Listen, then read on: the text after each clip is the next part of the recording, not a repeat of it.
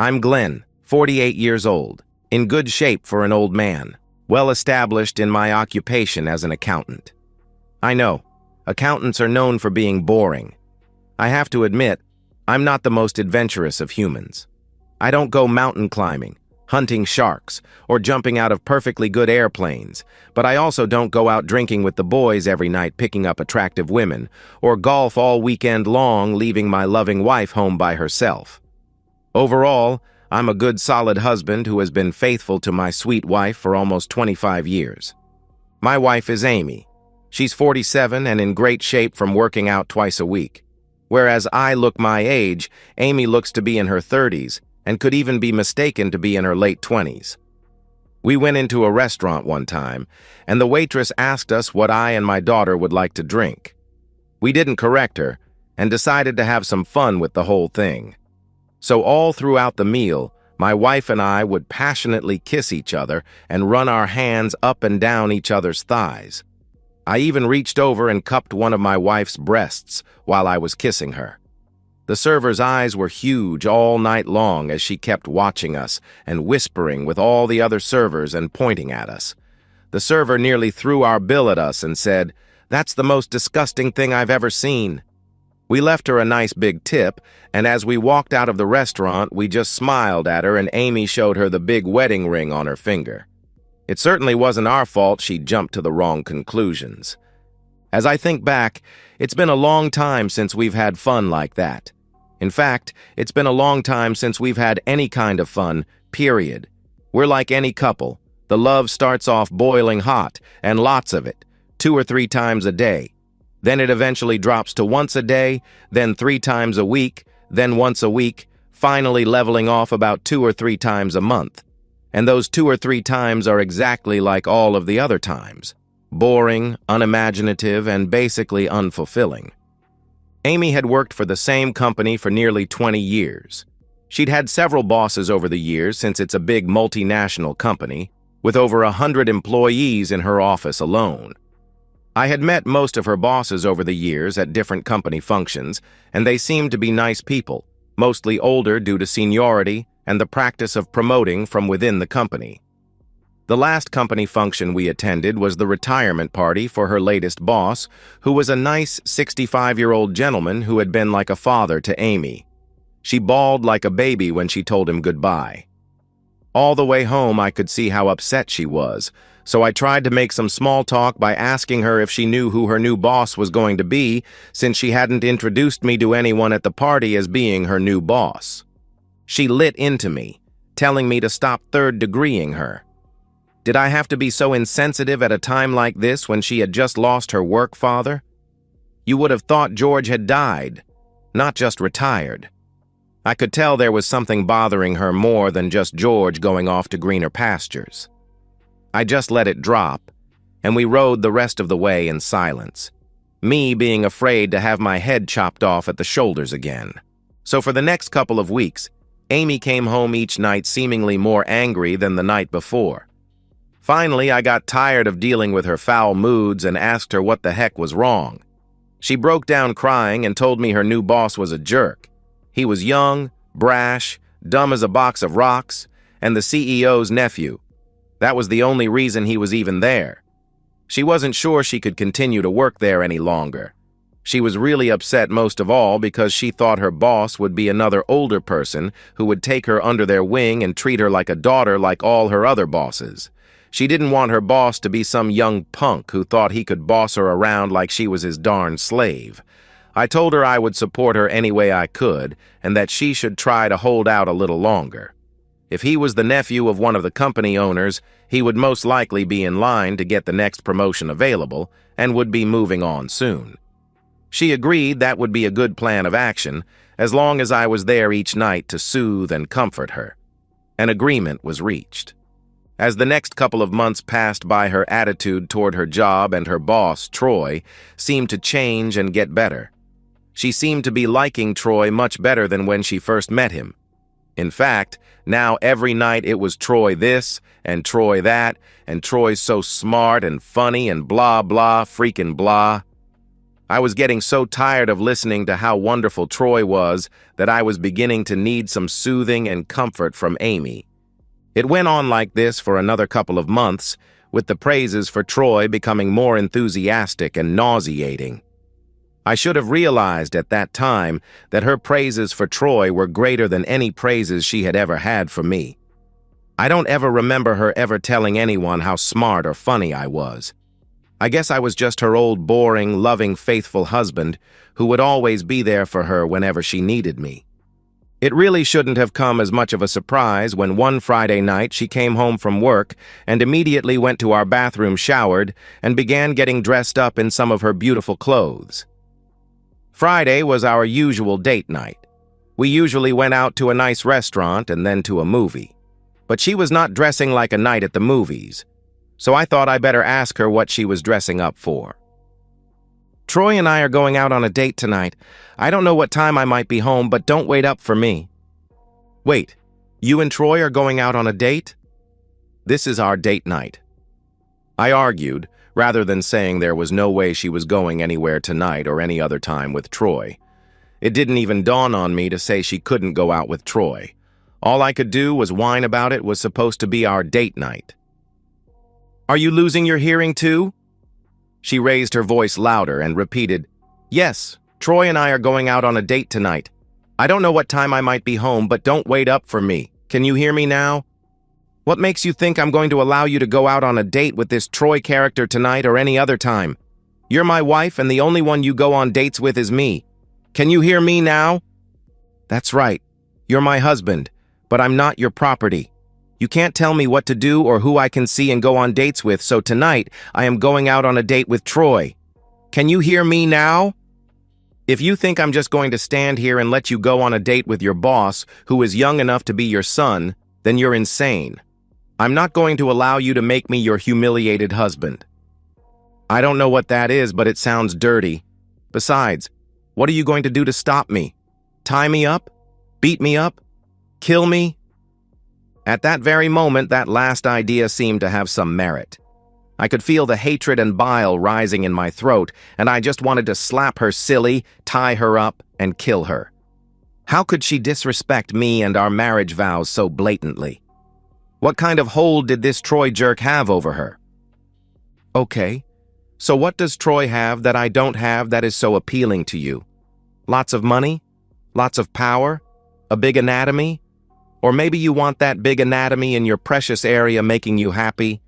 How about if he shoves it up your backside? Make sure you hang around long enough to experience that particular pleasure. You don't have to get crude and vulgar about it. See, that's one of the differences between you and Troy.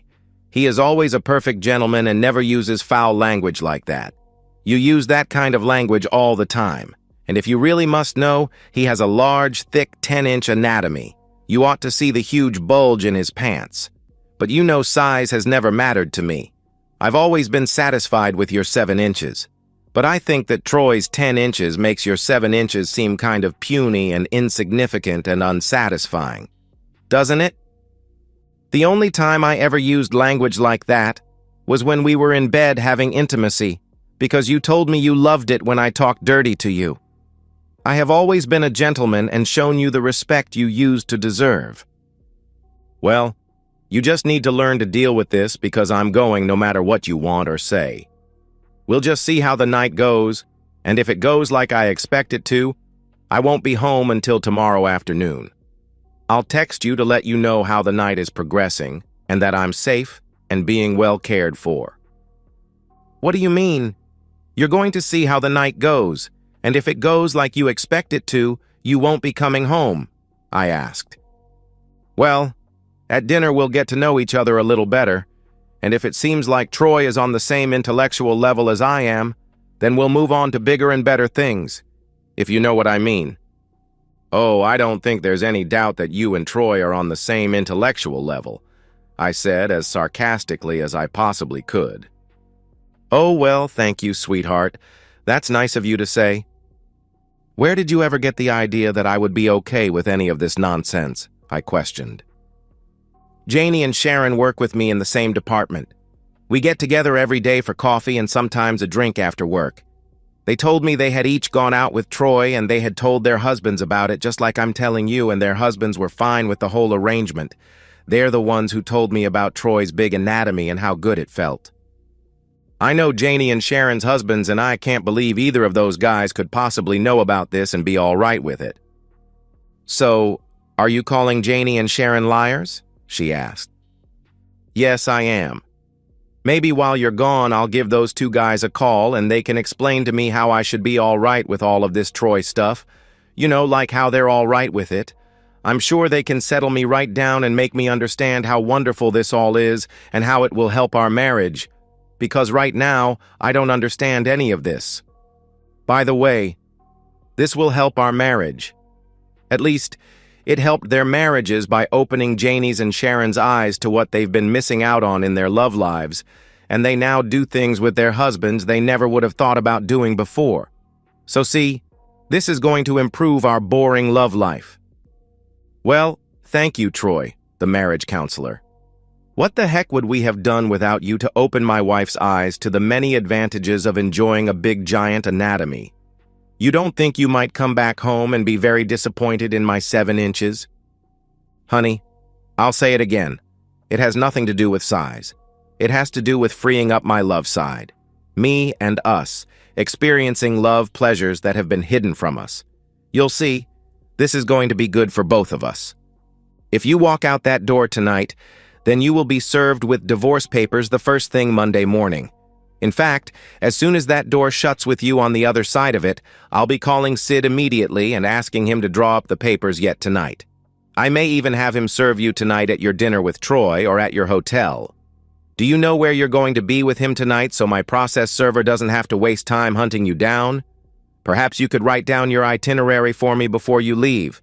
I guess I'll see you tomorrow afternoon otherwise. Come on, Glenn. You know you won't divorce me. You love me too much to divorce me over just one little date with my boss. You would be lost without me. And besides, this is just one date to have intimacy with Troy. I don't love him and never will. I love you. Always have and always will. It's just intimacy. It's no big deal in the overall scheme of things. Just one night in all the thousands of nights we've been together and will be together. You can't just share me for one night after all those other nights you've had me all to yourself and all the nights we'll have together in the future. You're the most selfish man I've ever known. I walked out of the room and dug out Sid's card and laid it by the phone so she would be sure and see it as she walked out. I also wrote down Janie's and Sharon's husbands' names and phone numbers boldly so she wouldn't miss them. She came into the kitchen all dolled up and smelling like a 2-bit disloyal woman. Or maybe I should say a 2-bit floozy, since she's too darn stupid to charge for it and is just giving it away for free. To show just how stupid she really is, she actually wrote down the restaurant and hotel she and Troy Boy would be at, in case of emergency. What a dumb woman. She must have been sniffing glue all these years to get this stupid. She walked around the kitchen island and tried to kiss me on the cheek before she left. I turned my head away and pushed her back toward the doorway. I didn't even want to breathe the same air as she did. She disgusted me in ways I can't even describe. As soon as the door shut, I turned and vomited in the sink. The woman I had loved for almost 25 years was betraying me with a young punk who could have been the same age as our kids if we had decided to have kids. Right at that moment, I was so glad we had made that decision so many years ago. We both realized that Amy was not mommy material and would never be a good mother. What made this even worse was that I just realized as I stood alone in my kitchen, where we had prepared so many meals together, we were only 2 days away from our 25th wedding anniversary. We got married on Valentine's Day because I was just so freaking romantic. So much for romance. Hello to being with some other guy. I immediately called Sid and told him the entire situation. He told me he was sorry to hear what was going on and begged me to wait until things had settled down a little. I told him I wanted to get rid of the disloyal woman as soon as possible. He assured me he would draw up the divorce petition and have her served tonight at the hotel. He said it would be better to serve her while they were in the midst of their wild activities. We could kill 2 birds with 1 stone. The process server could serve her the papers, and his private investigator could get some pictures and videos of them doing the dirty deed in case we needed them for court. I told him to do whatever he wanted to do to her. I just wanted her gone and out of my life as soon as possible. I then ran to the hardware store and got new locks for all the doors on our house. There was no way my wife was ever going to bring her improper self inside my house ever again. For the next few hours, I sat staring at the television screen, not really knowing or caring what I was watching. Finally, around midnight, I heard my phone ding, and I knew I had received a text. It was Sid, with an update with some pictures and a video attached. The message said she had been served and the private investigator had gotten some pictures and a great video of the cheating couple when they opened the door to their hotel room. I guess the private investigator had bribed the desk clerk to give him a key card so they could just open the door and walk right into the room. I thought that was probably illegal, but I really didn't give a hoot right then. When they opened the door, all they saw was his bare backside kneeling at the end of the bed, with his face buried in between my wife's thighs. Troy's boy's head was bouncing around like he was bobbing for apples at a Halloween party. They heard my wife say, "Troy, baby, get up here and give me that big anatomy. I want your 10 inches making me feel special. I want to feel you making me so happy I won't even feel my wimpy husband's little 7 inches when he is with me. Hurry, baby. I can't wait any longer." They snapped several pictures on the way in the door, and several after they had surprised the happy couple. I guess they scared them so bad when they slammed the door, that little Troy boy wet himself on the floor. My dear, sweet, lovable wife screamed at the top of her lungs and crawled up the bed backwards, slamming hard against the headboard. She then jumped off the bed and ran into the bathroom, slamming the door shut and locking it. The process server had to hand the papers to her in person and couldn't do that if she was locked in the bathroom. So he just grabbed a chair and told her he could stay there a lot longer than she could stay in the bathroom. After about a half hour, she finally exited the bathroom wrapped in a towel that barely covered her backside. The process server verified her identity and told her she had been served. I guess she broke down bawling, expecting little Troy boy to come and comfort her. However, he was still just standing there shaking, totally immobile, and in shock. It was then the fun began, and I'm so glad the private investigator was filming and photographing the whole thing. My dear loving wife looked over at little scared Troy and saw for the first time what she hadn't seen yet that night. Troy's little anatomy. He was all of maybe 4 inches, allowing for some shrinkage from being scared to pieces. My wife went ballistic. She ran over and grabbed his private area. His whole package totally fit inside my wife's delicate hand. I could see the muscles in my wife's arm tense and the veins pop out as she squeezed his parts hard and screamed, "This is what I trashed my marriage vows over? I destroyed my marriage for this shriveled-up little anatomy? You miserable piece of garbage. What happened to that monster anatomy the other girls told me about? I know it couldn't possibly have shrunk up this much just because you're a little coward. You absolute jerk. And I mean that literally. You awful person. I ought to harm you right here. No court would ever convict me once they saw this little thing." It was actually hard to hear what Amy was screaming since the little jerk's screams of pain were so loud. Baby Troy let out a screech like a little schoolgirl on the playground. Just watching made me cringe with empathy. No man wants to see some guy, even Troy boy, get his package put in a vice like that. But I have to admit my empathy lasted only a couple of seconds. She then began beating on him, knocking him to the floor where she began kicking him in the private area as hard as she could. He rolled up into the fetal position and began crying like the little spoiled baby he was. My investigator just kept recording and didn't try to intervene. He just let her go after little baby Troy, kicking and hitting him with a ferocity I'd never seen in my sweet, gentle wife. I guess someone must have complained about the noise because the night manager and hotel security came in and broke up the melee with my investigator recording the whole time. They asked my investigator to leave and told him they wanted a copy of his recording to make sure the hotel's liability was covered and they wouldn't get sued. As I watched the video, I couldn't believe how much I was enjoying it. I had projected it up onto my 65-inch screen in the living room so I wouldn't miss anything. It actually had to be that large so you could see Troy's little part. The thing I did notice was that right at the end of the bed where this fellow was kneeling while being inappropriate with my wife was a pair of tighty-whitey underwear with a couple of bright green socks rolled up inside of them. The idiot had stuffed his underwear with a pair of socks to give himself a large bulge in his pants. I nearly wet myself when I figured out what he'd done. I couldn't wait to watch this with Amy. No, don't even think I was going to pass up the chance to make her watch every second of this recording if she ever made it home. As I was in my third screening of this most enjoyable movie, I got a call from the police station. It seems they had arrested Amy for assault, and she needed me to come to the police station and bail her out. As I remember, people in her position only get one phone call. I bet she was upset when I hung up on her, wasting her one link to the outside world. I think that meant she was going to have to spend the rest of the night in jail. That was a real bummer for her, I bet. About noon the next day, I saw Amy's sister Julie's car pull into the driveway.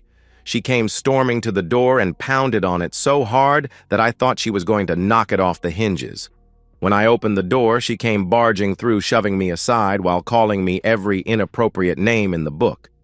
She informed me that I was the lowest person on the face of the earth for abandoning her wonderful innocent sister in her dire time of need.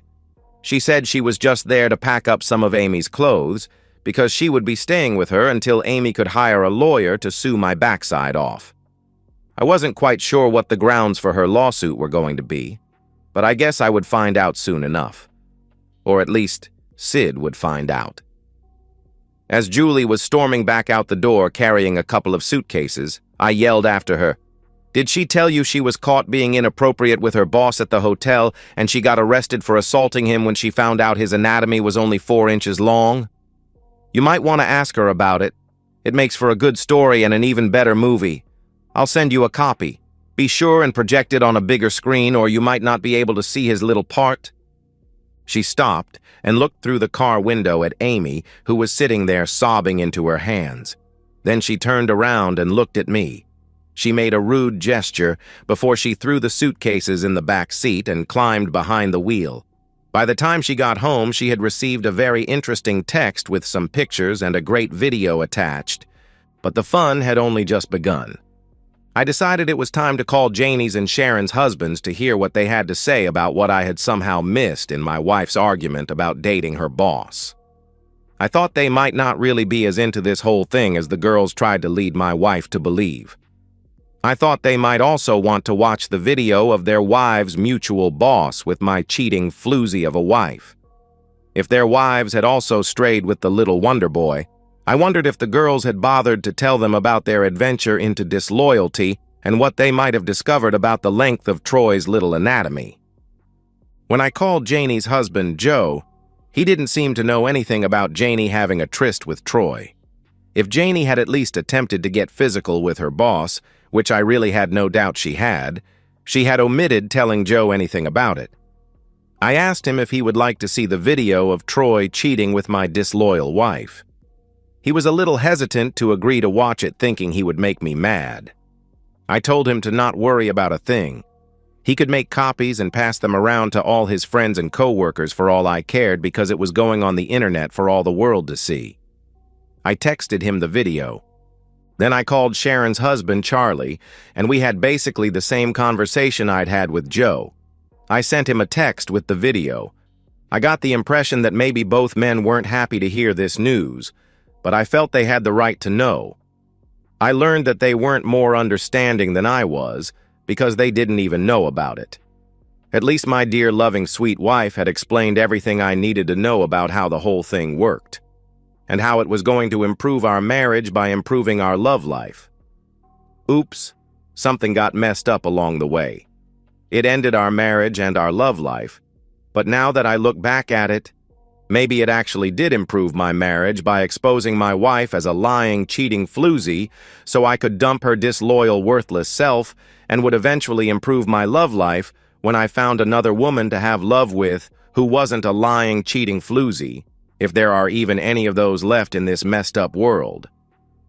Sid notified me on Monday that Amy had refused to sign the divorce papers because she didn't want a divorce and wanted to try to reconcile. She claimed there had been no cheating because there had been no sexual intercourse. I guess she doesn't think a guy's face buried in her thighs constitutes cheating because anatomy never entered her private area. The truth is, Troy's tongue probably went farther in her area than his anatomy ever would have. So by definition, that should have constituted sexual intercourse. I guess we'd just have to let the courts decide whether sexual intercourse had actually taken place or not. But I didn't really care what they decided. Cheating had taken place the minute she took one step outside the door of our house on her way to have a date with another man while still married to me. She had full intentions of going to a hotel with another man to have intimacy with him. Cheating! I really have to laugh that I just called little boy Troy a man. I guess I was getting carried away with trying to come up with proper definitions of sexual intercourse and cheating that a court might arrive at. There was no man to be found anywhere in or near little boy Troy. Here's some more fun for you. Now that I had served the divorce papers on Amy and sent the videos to Joe and Charlie to out their cheating, disloyal wives, and sent the video to Amy's sister, Julie, so she would at least know the truth and not the lies I was sure Amy was telling her, I needed to furnish the video to someone else, the CEO of Amy's employing company. I was sure they would love to see just how their employees fraternize after hours. Oh, and I, of course, did post the video online anonymously, but making sure the names of the two stars of the video were prominently displayed on the screen. I drew a circle around Troy's little anatomy so everyone could figure out just where it was on the screen at all times. The little circle was keyed to follow his little anatomy everywhere it went on the screen. And it was a little circle. It didn't really need to be very big. The circle was a bright lime green color to match the socks Troy had inside his undies and to make it easier to see and follow. I didn't want anyone to lose track of that monster. If it just suddenly popped up on the screen after someone had lost track of it, it could have scared someone into having a heart attack. The last thing I needed right now was someone suing me if they ever found out who put that video online for all to see and enjoy. The fun's not over yet. Someone from Amy's office called me on Thursday to see if I knew where Amy was since she hadn't been to work all week. I told them to check with Troy to see if he knew where she was since he had been the last person to be seen with her by almost the whole world by that time. They said Troy hadn't been into work either, and they thought he had been fired by the CEO, his uncle, personally. What a freaking shame about that. An up-and-comer like Troy was shot down in the prime of his professional life. Is there no justice in this world anymore? On Friday, I got a couple of angry calls from Janie and Sharon calling me some of the same names that Julie had called me last Saturday afternoon. Since it seems to be unanimous with all those girls, I must be all of those things. Who am I to argue with such fine, upstanding ladies? They would never lie, would they? Sid called me on Tuesday of the following week and told me the court was ordering marriage counseling for Amy and me. He told me there was no way I could get out of it, even though he knew it was a waste of my time. He said to just be cordial, and if I had nothing good to say, I should just say nothing. It was going to be a darn quiet 10 sessions, because I couldn't even think of one good thing to say either to or about Amy. Our first session was on the next night, Wednesday, at 7 o'clock. I showed up with my best suit on. I was dressed to impress. I couldn't very well show up in the t-shirt I had printed that said, "My soon-to-be ex-wife is disloyal. For a good time, call 555-2212. I had to save that for Saturdays when I went grocery shopping and on Sundays when I went for a walk in the park.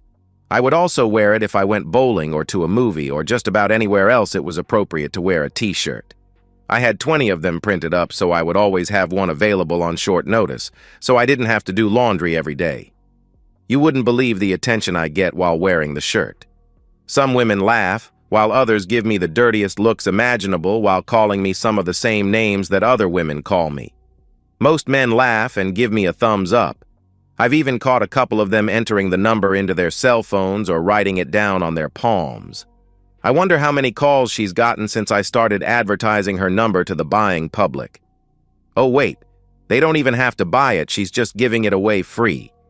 Hold on, the fun is not over yet. We went to 4 counseling sessions before the counselor informed the court there was no hope of reconciliation and there didn't need to be any further sessions. I had dressed up for each session and was cordial to the counselor while ignoring Amy completely. I always spoke with restraint and respect, answering all of the counselor's questions while never saying even one word to Amy. After our last session, Amy asked if we could talk.